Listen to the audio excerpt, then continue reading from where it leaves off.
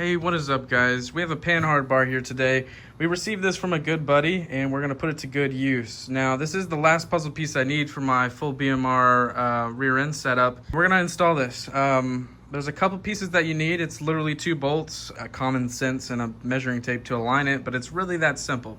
A couple of the tools that you do need are going to be an 18mm socket as well as an impact driver. If you do not have one, you can use a ratcheting breaker bar or a 1/2-inch drive socket set if you can get the leverage behind it, as well as PB blaster just in case the bolts are a little tough.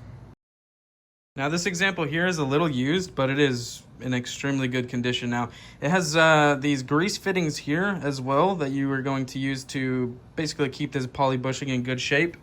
It's got the same on the other side here, and of course our adjuster here, which we'll go over that in just a little bit.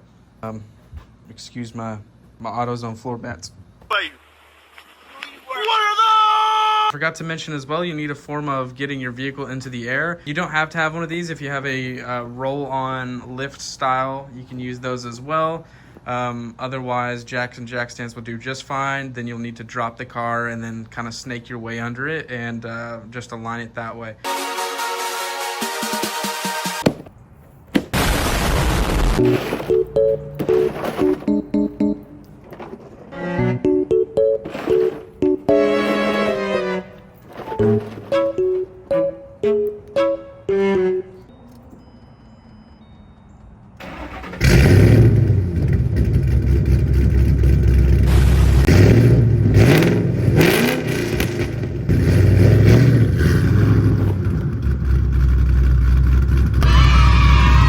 I step in the garage for 2 seconds. I'm gonna grab this, throw it on the car, and naturally it starts raining. So smash like. Oh man, the neighbor's Demogorgon dog. This is Luna. Hi Luna. What you doing, puppy? She came in because it's all raining. All right, so we are under the car here, and we have our big old Panhard bar here. What do you mean by that? And we're gonna pop this guy out. But you can kind of see some of the other BMR products that we have, as well as some SR Performance springs, and then just some OEM shocks in yellow from Monroe, mainly because they look cool. And then we are running, of course, 373s, and then we do have an X pipe down there, as well as long tube headers. So yeah, let's get to it. So it's that bolt here. I was gonna prop the camera up with this guy, but there's just not enough clearance. So we're just gonna watch me magically make this disappear. Gave it a good ugga-dugga, but the impact here is a little too big and it kept hitting the exhaust. So we're gonna go ahead and use one of these guys. All right, now once the nut and the bolt are out, it'll basically fall out, but if it's been sitting a while, it's not gonna do that. My car is originally a V6 that I engine swapped, and I'm pretty sure that this is the original Panhard bar, and it is all of 300,000 miles. If your rear end looks like this, you can just pull this guy off. Bam! And it looks like there's a little clip on the top just to keep it. Well, there was a little clip at the top. Or is that a clip? I don't know. Anyway, take it off and then have this one here, and it'll fall right out. You've got the, I guess these are like flag nuts. I'm not sure what you want to call these guys. I guess flag nuts. But you're gonna zip that guy off, and we'll take this one off and take it into the garage.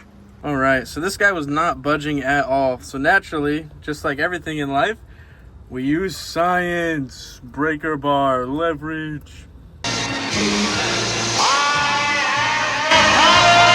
Now I didn't mention this at the beginning of the video, but just like everything in life, we need a little bit of science. Now I have a breaker bar here. This is gonna come in handy, more than likely, as well as a pry bar here. I don't know how many feet this is. Let's see, 2 feet. So this will definitely do the job prying anything out, as I got a good feeling that this thing's gonna get stuck.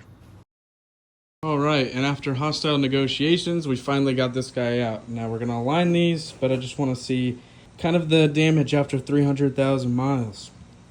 We can see some obvious big cracks here, and the sleeve is just kind of bleh. And then the condition, of course, it's getting a little rusty. Kind of the same thing here. You can see the dry rot, the cracks, and the backside is kind of in the same condition now. This is what we're working with, brand new poly bushings. And I believe these can actually be replaced as well. You don't need to buy a whole new panhard bar when you buy a new one. Shout out to the homie for letting me borrow this guy, because this guy came in clutch. Could have done it with just hand tools, but this made it so much easier. Now, how we're going to line these is we're basically just going to stick these bolts in every end, and we're going to get as close as we can to the OEM panhard bar. And then once it's installed, we're going to use this lock nut and adjusting nut to kind of stretch it out or bring it back in to reel in our alignment in the rear end. All right, so after twisting the adjusting nuts, we can see that we're pretty close to aligned. That one's easy, that one just slides in. We adjust it here, and then of course we're gonna get it as close as possible, but we are pretty far out already, so I'll get back to you in just a second. We are pretty close, but we are just barely too short, so we're gonna spin the adjuster nut a little bit more and get this perfectly lined up. All right, now both panhard bars are essentially the same length. The bolt slides in and out pretty easily. I'm gonna tweak it just a little bit, just so that it's as smooth and straight across as possible, but that's essentially it. We're gonna go ahead and lock this guy down, just make it snug for the time being, and then reinstall it, and then from there we can actually start measuring the rear end alignment. Once the jam nuts are somewhat in place, you can use 2 wrenches. I've got an inch here as well as an 1.1 inch. The 1.1 inch goes on the locking nuts, and the inch just goes down with the jam nut, or whatever you want to call it, locking nut, adjuster nut, whatever. And we're basically just going to snug this up so that it's solid when we install it. Again though, double check that it is looking pretty straight, otherwise it may be a pain in the ass to get it lined up. This one here is pretty solid, so I'm pretty confident this is going to be good. When you go to install it, also put the Zerk fittings or the grease fittings facing down, so when you go to grease this guy up, it is a whole lot easier and will extend the life of your part. All right, so you can watch me here. I'm going to take this 1.1 inch, take it over the jam nut, and then the adjusting nut here, and I'm basically just going to snug this guy up. Just hold it tight. And these nuts at the end, these bolts at the end, are going to help keep this thing straight when we go to torque these down, just to keep them snug. Again, we're going to do the same thing. We'll come from the bottom here, bring it up to the top. If I can find it. Oh shit. Again, we're going to do the same thing here and tighten these guys down. All right. And just like that, this thing is snug as a bug on a rug. Just like that, we're done. This guy's tightened down. We're gonna have to go back and adjust this as most center as possible. But we'll take this nut here and we'll slide it in. Bam. I'll use my hip here. Bam. Just like that. Perfectly aligned. Take this guy out. Now these are cool because you don't need a wrench at the end of them. They're flagged. Flag nuts, you can buy them online. I think LMR sells them if you need some new ones. But you just zip them back in and you're done. Now there are a couple benefits to using adjustable panhard bars. Now when you lower a vehicle with a solid rear axle, the axle is going to shift left or right depending on the direction of the panhard bar. When this happens, you can adjust for the consequences, I guess, with getting an adjustable one. Otherwise, you can get a shorter panhard bar for a fixed alignment. Now, it's not entirely the worst thing in the world to use a stock panhard bar on a lowered car. It is going to affect the way that the car sits, left or right, and that is kind of annoying. But there's really no super loss in it. But again, it's an upgrade is an upgrade.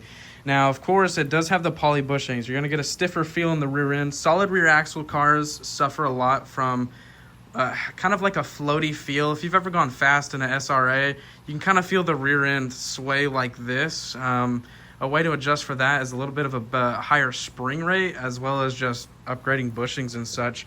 But it's kind of just a play feature. But again, they can be worked out. It's not. I'm not saying solid rear axles are bad, because I think they're freaking sweet, and you can make them handle like dogs. Now, again, we've got Zerk fittings or grease fittings here, and you can use these to extend the life of these panhard bars. So that's also an added bonus as well.